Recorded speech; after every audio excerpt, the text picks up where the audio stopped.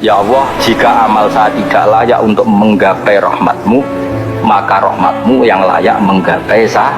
Jadi amal kita ini tidak cukup nggogayoh rahmati Allah. Rahmati Allah terlalu jauh, amal kita terlalu pendek. Itu tidak akan cukup.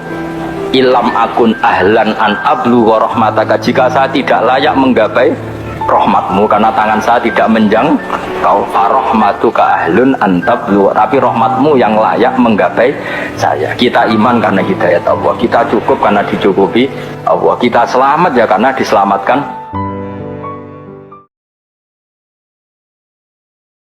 Kamu ditakdir pernah sujud itu sudah keren.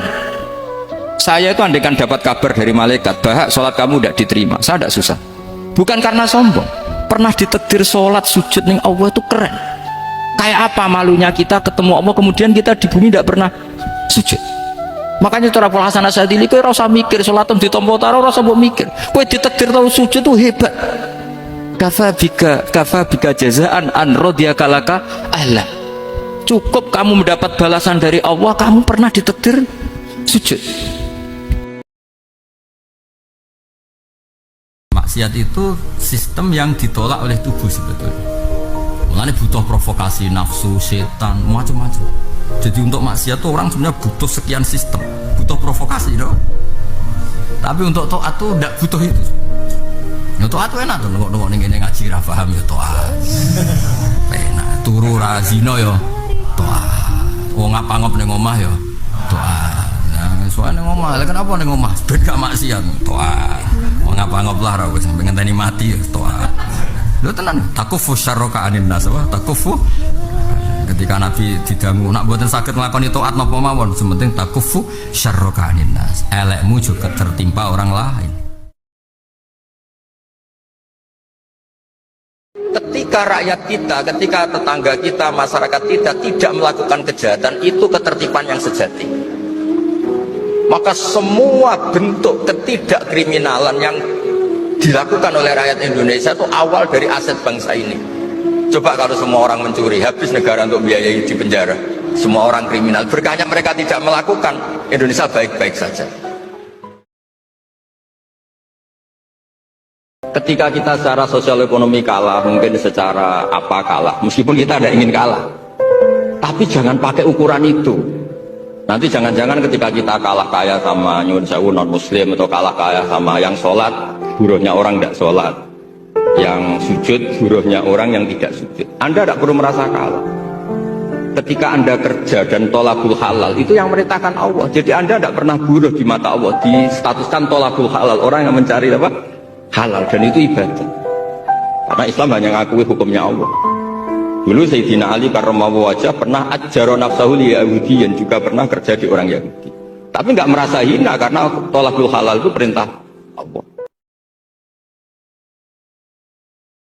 Yang menyelamatkan peradaban apa?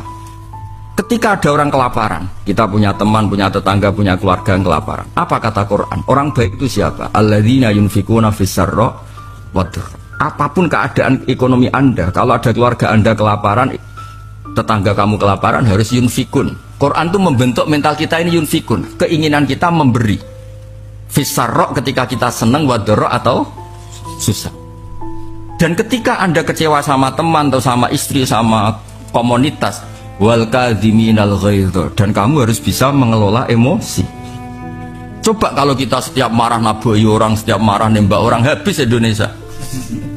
Kecewa ngebom, habis Indonesia. Yang bisa menyelamatkan Indonesia ya wal kadhiminal ghaidh. Ketika kecewa sama orang sekalian kita, wal afina anin nas, kita mudah maafkan.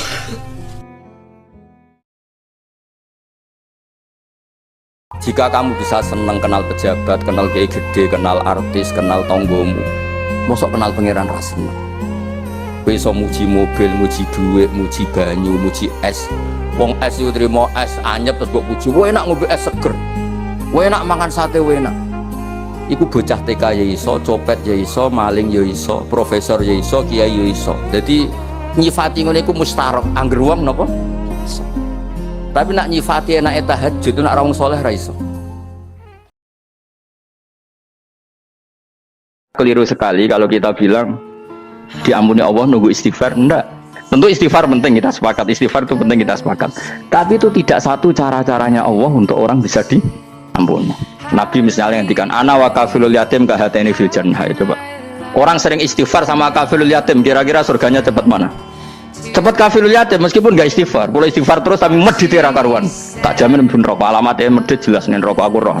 Apa semua yang dimaafkan Allah Nabi nyebut syaratnya istighfar? Orang alim itu otomatis dimintakan maaf oleh langit dan sampai iwak ning laut.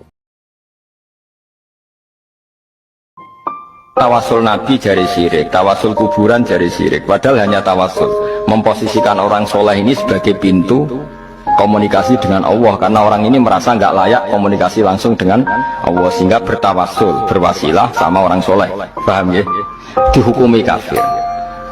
Kalau pelantara dianggap kafir, lalu mereka kalau berobat ditanya sudah sembuh sudah, dan mereka menjawab syafani tobib kata, wa syafani dawa kata. Kalau ditanya kenapa kamu sembuh? Alhamdulillah dokter kemarin cocok terus menyembuhkan saya. Obat kemarin cocok dan menyembuh. Kenapa mereka tidak menghukumi kafir?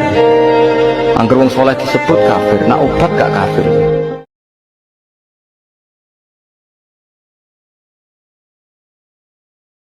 Kecerdasan kamu, pinter kamu itu tidak menguntungkan Allah Subhanahu wa Ta'ala, karena Allah itu tidak butuh pinter kamu, cerdas kamu.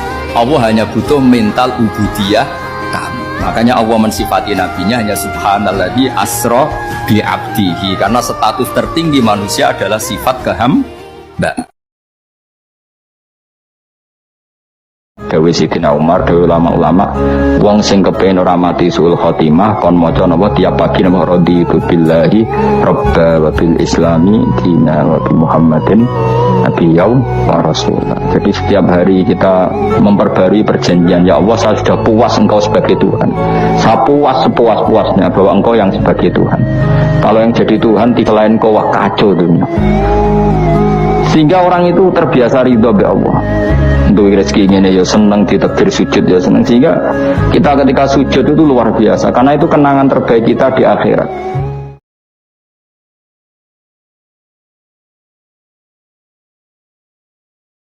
Orang yang tahunya nikmat hanya kopi dengan nikmat yang banyak, pinter mana? Orang yang banyak kebutuhan itu sebetulnya banyak kebodohannya, karena menggantungkan kebahagiaannya dengan banyak. Makanya Imam Syafi'i ngendikan istighna itu apa? Al-istighna anisya'i, yang dikatakan kecukupan adalah berusaha sebanyak mungkin banyak hal tidak kamu butuhkan, bukan memenuhi semua kebutuhan kamu, karena nafsu kamu ini tidak ada batasnya gitu. Kalau kamu penuhin nggak akan selesai.